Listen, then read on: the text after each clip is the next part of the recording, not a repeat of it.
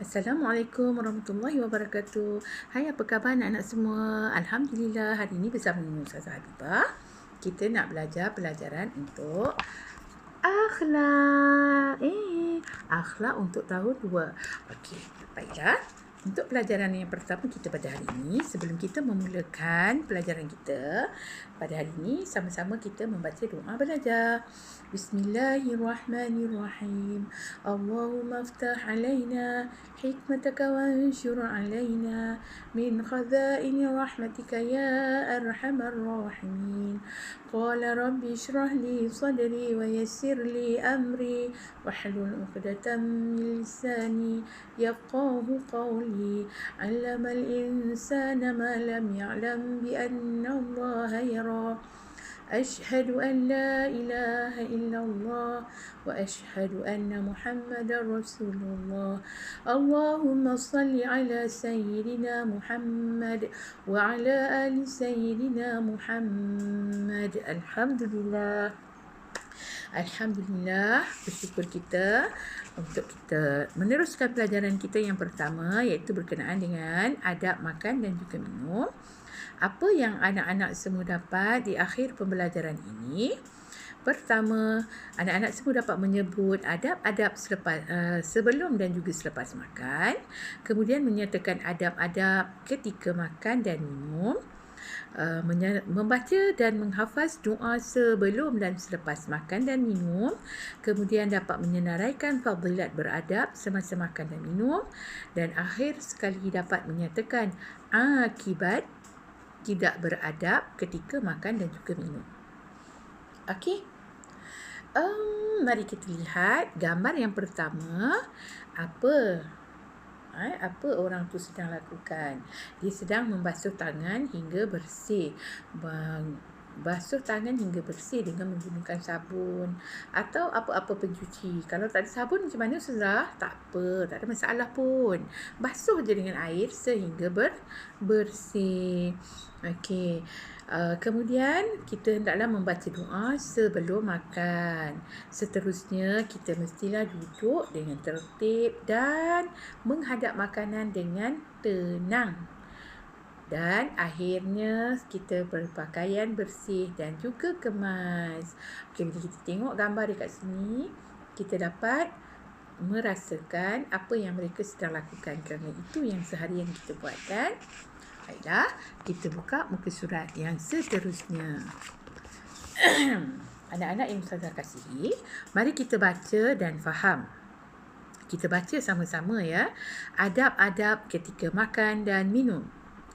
Mengutamakan orang yang lebih tua. Bila kita nak makan, duduk di meja makan, belajarlah mengutamakan orang yang lebih tua. Jemput makan mama, jemput makan ayah, jemput makan alung, angah, abang, kakak, adik. Kita jemput makan dulu orang yang lebih tua. Jangan gelojoh ketika makan dan minum. Jangan gelojoh makan. Itu tak baik Jangan makan secara gelojoh, nanti boleh tercekik. Kalau tercekik, kalau boleh keluar tak apa, kalau tak boleh keluar boleh membahayakan diri kita. Kemudian menggunakan tangan kanan ketika makan. Tolong makan guna tangan kanan. Jangan makan guna tangan kiri. Sebab tangan kiri, siapa makan guna tangan kiri, dia geng dengan syaitanir rajim.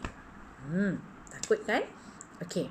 Kemudian dahulukan mengambil makanan yang terdekat. Maknanya ambil makanan yang hampir dengan kita. Jangan nak melangkah ambil makanan yang hujung sana. Kalau nak, kita ada adab. Tolong pas dekat saya, tolong hulurkan pada saya. Dia bagi kita ambil. Tak pun kita hulur pinggan kita, tolong isi lauk tu, saya nak lauk tu sedap lah. Janganlah hulur macam nak ambil. Tak baik macam tu. Jangan. Kita cuba mengambil makanan yang dekat dengan kita. Kemudian, jangan bercakap perkara-perkara yang tak elok depan makanan. Jangan cakap benda-benda yang kutuh, jangan cakap benda-benda yang jijik. Contoh dia, orang baru nak makan, barulah lepas baca doa. Lepas tu dah lepas baca doa, baru nak makan, baru nak suap dalam mulut. Tadi dekat depan tu ada ceritalah ada benda-benda kotor kan. Tai kucing lah, muntah lah, semua keluar. Jadi orang nak makan. So jangan cerita perkara-perkara yang jijik atau yang kotor.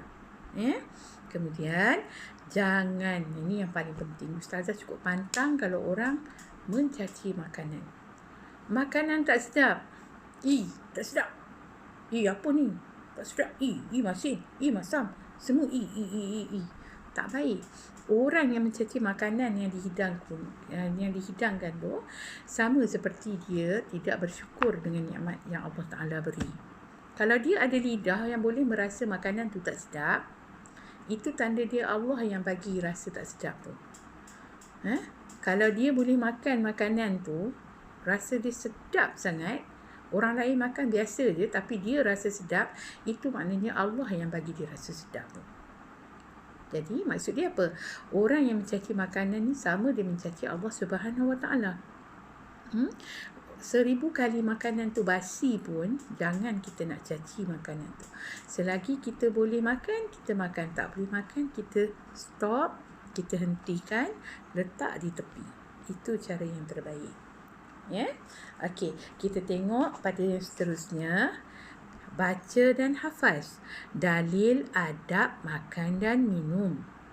Daripada Ibnu Abi Salamah radhiyallahu anhu, Rasulullah sallallahu alaihi wasallam bersabda, "Ya ghulam, sammi Allah wa kul biyaminika wa kul mimma yalika." Apa maksud dia? Wahai anak, dia kata, wahai anak, bacalah bismillah sebelum makan dan makanlah dengan tangan kananmu serta makanlah makanan yang hampir dengan kamu. Riwayat Al-Bukhari dan Muslim. Okey. Jadi ini bukan ustazah yang cakap, bukan orang yang suka-suka nak tulis, tapi ini adalah dalil yang sahih daripada Nabi sallallahu alaihi wasallam. Alhamdulillah. Mari kita sama-sama belajar doa sebelum makan dan minum. Bismillahirrahmanirrahim. Allahumma barik lana fima razaqtana wa qina azaban nar. Wahai Allah, berkatilah rezeki yang Engkau berikan kepada kami dan peliharalah kami daripada azab api neraka. Amin. Ulang baca doa ni. Mesti kita hari-hari kita baca kan? Dan mari kita tengok doa selepas makan dan minum. Doa selepas makan dan minum, kita kena happy-happy sikit. Alhamdulillahilladzi at'amana wa saqana wa ja'alana minal muslimin. Segala puji bagi Allah yang memberi makan dan minum kepada kami dan jadikan kami daripada kalangan orang-orang Islam. Amin. Pinggan pun dah licin, tinggal pulang. Sebab so kenyang, sangat penuh, full. Kemudian bacaan jika kita terlupa dah makan dah habis. Alamak. Lupa nak makan, lupa nak baca bismillah. Bukan lupa makan dah habis, lupa nak baca bismillah. Macam mana Kita bacalah doa. Bismillahi fi awalihi wa akhirihi. Maksud dia dengan nama Allah di awalnya dan di akhirnya. Baiklah, kita tengok muka surat yang seterusnya, iaitu fadilat beradab semasa makan dan minum. Apa itu fadilat beradab semasa makan dan minum?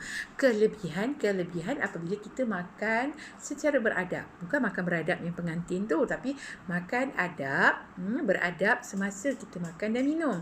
Pertama, best kita akan mendapat keredaan Allah Subhanahu wa Ta'ala dan juga Rasulullah sallallahu alaihi wasallam.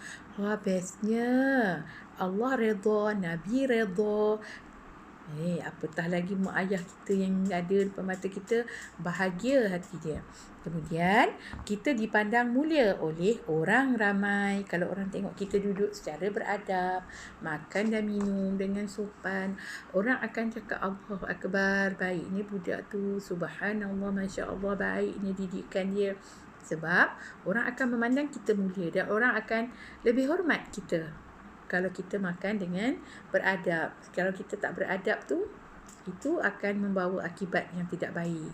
Kemudian, tidak menimbulkan kebencian kepada orang lain. Orang tengok kita makan elok, orang pun tak benci kita, kan? Orang pun akan macam, okeylah, alhamdulillah budak ni bagus. Orang tak benci dekat kita, tapi kalau kita makan gelojoh, tak ada adab, orang pun tak suka dengan kita, kan?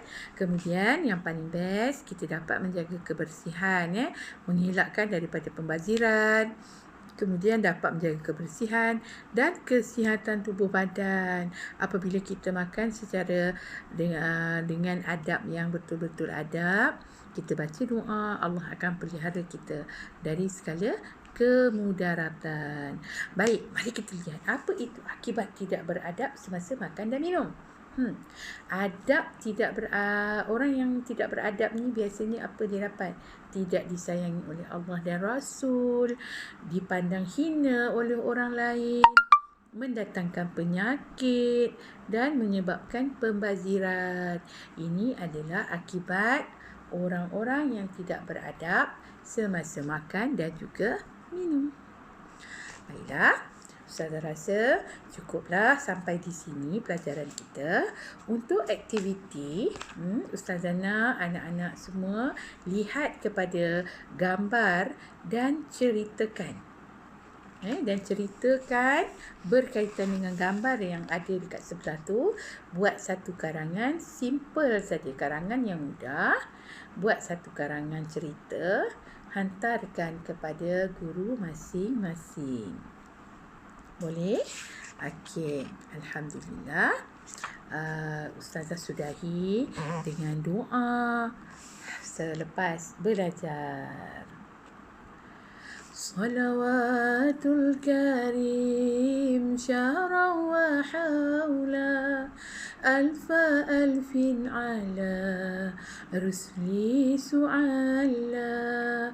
Allahu ya Allah ya Fatahu ya Alim iftah qulubana kutbal arifina. Amin amin ya rabbal alamin. Sekian, wabillahi taufik wal hidayah. Wassalamualaikum warahmatullahi wabarakatuh. Ma'assalamah wa ila liqa. Bye.